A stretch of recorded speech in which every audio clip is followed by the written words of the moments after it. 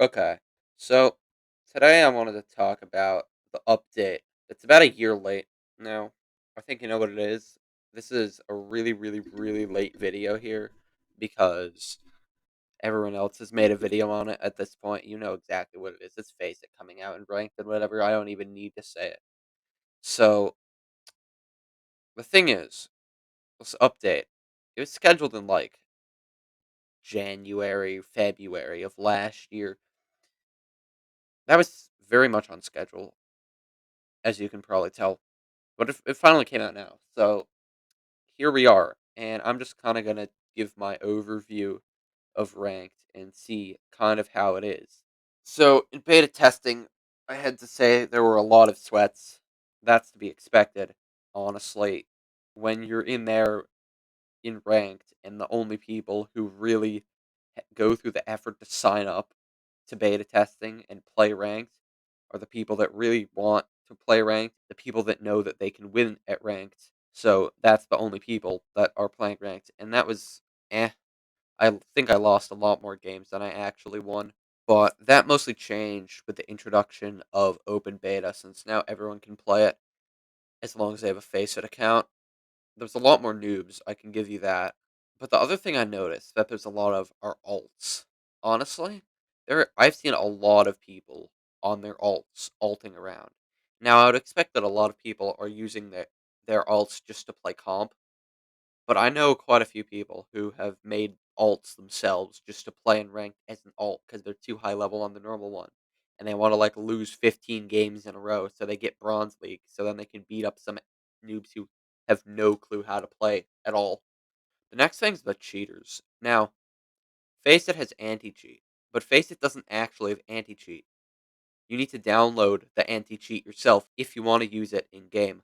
So most people don't know that, and you really end up with this thing where no one actually gets the anti-cheat. And there have been at least one game that I was in, and a few people said that they have been in games where the person on the other team was blatantly cheating, and since there was no anti-cheat, they weren't really picked up. And they called KPD, but the KPD didn't really come, even though it's ranked. The KPD didn't come because they just assumed he was some noob reporting some ranked sweat for being too good.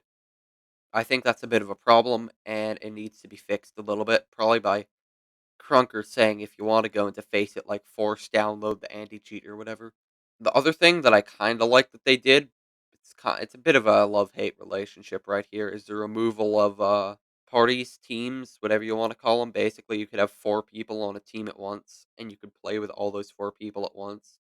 Now, if you're playing with a bunch of people, it makes it a lot easier to win, which is nice. But for people who aren't playing, it makes it a lot harder since you can guarantee that skill based matchmaking kind of won't exist if you have four really good players on the same team. They basically bypass the skill based matchmaking. So now, by only having two people on the same team, it's still possible to have two really good players in a game and maybe three if you get good matchmaking. It makes it a lot easier for the average player to cope with that. Now, the next thing I kind of wanted to talk about, it kind of links to that, and it's that there's only 4v4 ranked. Now, old ranked, I don't know if any of the people watching this were here when that existed, but old ranked had 1v1, 2v2, and 4v4. Now, not that many people played ranked. That was because Crunker wasn't that big of a game back then, and ranked was also level 30. Now it's just anyone with a Faceit account, so I think there's arguably more people playing this ranked now. You had to wait a while to get into ranked matches, and the only real ones that people were playing were 1v1s, but for a good reason, which is that due to the random matchmaking and whatever, even in the current state of the game and state of ranked, it's possible for you to get match made with very bad teammates and it to be a really unfair matchmaking in general. That's why a lot of people liked 1v1 ranked because they didn't have to worry about getting bad teammates or whatever. They could just go in and it was themselves. And if they lost, it was on the other person being better than them. And that was just unfortunate. But most of the time they were able to beat people since they didn't have to deal with one like really good person being on the other team or their team just being terrible. One of the things I want to talk about is the two people per class limit.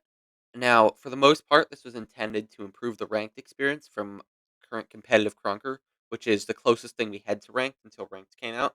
This basically made it so instead of only one person per class, you could have two people per class. This means that you won't run into the issue as often of people begging for AK and begging for AK and begging for AK because that's really all that happened in competitive Crunker. It was like, can I have AK? Can I have AK? Can I have AK? Can I have AK? And then there's that one sniper or whatever that's just chilling back there that doesn't have any opposition because no one wants to play their class. I do like it, but then when you go 2 LMGs, there's pretty much no way to stop you, and it's really powerful, so that could be a bit of an issue.